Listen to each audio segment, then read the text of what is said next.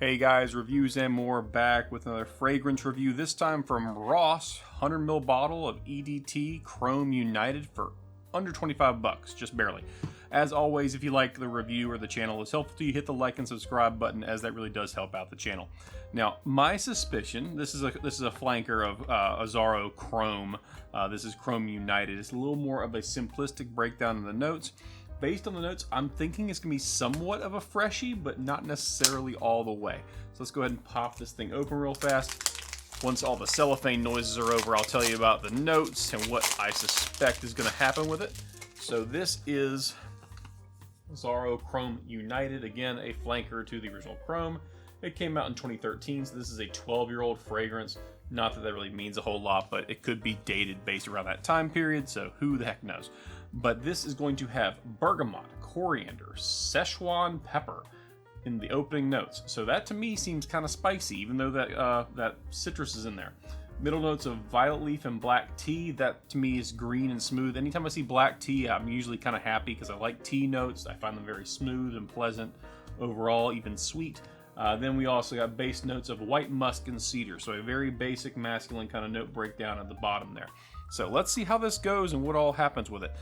As always with so many of these designer or like mid-range designer fragrances, the bottle presentation is pretty standard, nothing too crazy.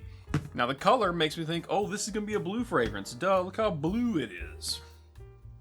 And normally, I'm wrong about that. So I take the color with a grain of salt here. But cool bottle. I like that. This, if you don't build computers very often, this feels like a thumb screw that you put on like a computer build. But yeah, there's the bottle. Looks a lot like Chrome from Azzaro. This is just a flanker. So let's go ahead. As always, the way we do these reviews is I talk about the opening notes, a spray on paper. I also do a spray on skin, and I kind of tell you, is there any difference in the opening notes? More often than not, the citruses come out a little stronger on skin, which makes sense because the skin is 98-ish degrees, and it makes those chemicals kind of dissipate faster. So let's go ahead and do a real quick check. Do a spray so you can see it. Let's go. There it goes. No, that's not a bad atomizer. That puts out a good bit of juice. I can actually already smell it. Okay, that's pretty impressive. My face is about 1.5 feet away from it, and it already kind of pushes that smell out. Okay, yeah. That's actually a lot sweeter than I thought it was going to be. I was fully expecting like a very citrusy kind of rind kind of note to it, but that's actually pretty sweet. I will say this, I get the, I'm not getting a spicy pepper from that, so that Szechuan pepper, whatever that is, it's not in any way like overly spiced.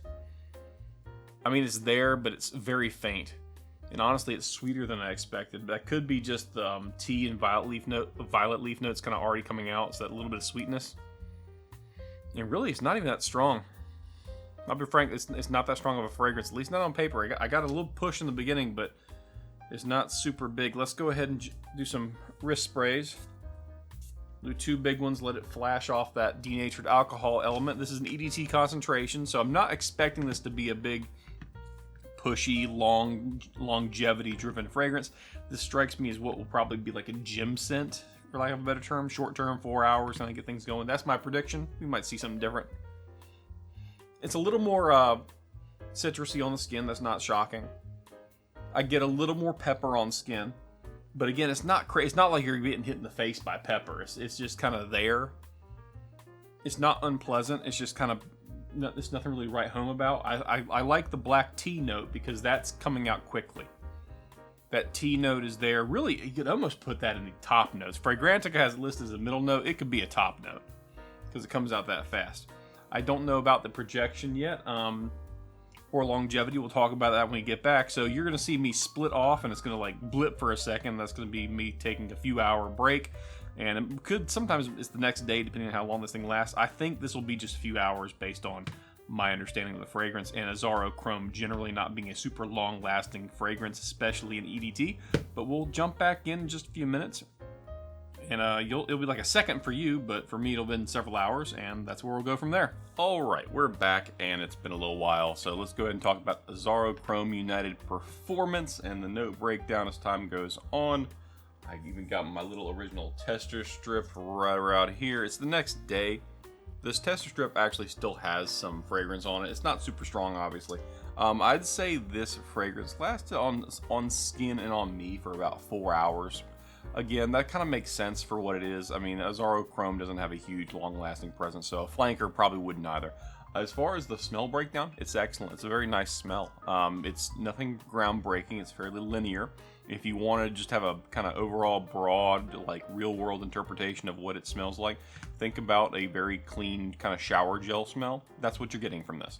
Again, very linear, nothing groundbreaking, but that's fine. It was 25 bucks for a 100 ml bottle. This is a great option if you just need something to smell nice for the gym, something to smell nice for just a quick outing with some people, like let's say going to lunch. There's nothing really wrong with the fragrance. Projection is very modest. You're not going to sit there and like fill the room and possibly offend people. So if you're going in for like a little bit into the office and you can reapply, you can wear this during the day. No one's going to be offended by it. You'll smell nice. The main thing is the longevity. Again, about 4 hours. Projection for about maybe an hour of that. After that, it's kind of on skin level, but you'll smell it on yourself as you kind of move around. The main notes that I pick up after about an hour is maybe musk and cedar. The cedar is very light. It's not a very sour, woody kind of cedar. It's more of just like, hey, it's there along with that very clean white kind of musk. The black tea note and the violet note give it, I think that's where kind of the shower gel kind of smell comes from. It's a little bit green, but not super green. It's just a nice fragrance. There's nothing really wrong with it. Could it perform better? Sure. They could make it stronger and let it last longer. But it's an EDT. It does its job, and for 24 bucks, sorry, $24.99, so 25 bucks plus a little bit of taxes, it does the job. Would I pay more for it if I saw it like in a department store? Probably not. I wouldn't recommend that. 25 bucks is probably the right price point for this bottle, for this concentration and this level of quality and longevity. But yeah, it does the job, does what it needs to do, and if you want more out of it, get something else. But if all you need is just something to get you through like a date, get you through the gym, to not stink too bad, that kind of stuff, this is a good option for you. And for 25 bucks, you're not really breaking the bank. If you have any questions, let me know in the chat or let me know in the comment section, and I'll be happy to answer them for you to the best of my ability. Thanks, guys.